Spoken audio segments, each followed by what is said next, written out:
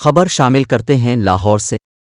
لاہور میں آتش زدگی سے ایک ہی خاندان کے 10 افراد جاں بحق ہو گئے۔ تفصیلات کے مطابق لاہور کے علاقے اندرون بھاٹی گیٹ میں انتہائی افسوسناک واقعہ پیش آیا جہاں مکان میں آگ لگنے سے 10 افراد جاں بحق ہو گئے۔ تمام افراد ایک ہی خاندان کے تھے۔ ریسکیو حکام کے مطابق جاں بحق ہونے والوں میں 6 بچے، 3 خواتین اور 1 مرد شامل ہے۔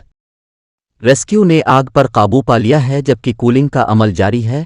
ریسکیو حکام کے مطابق گھر میں آگ شارٹ سرکٹ کے باعث لگی۔ نگران وزیر اعلیٰ پنجاب محسن نقوی نے گھر میں آگ لگنے سے 10 افراد کی ہلاکت پر افسوس کا اظہار کیا ہے۔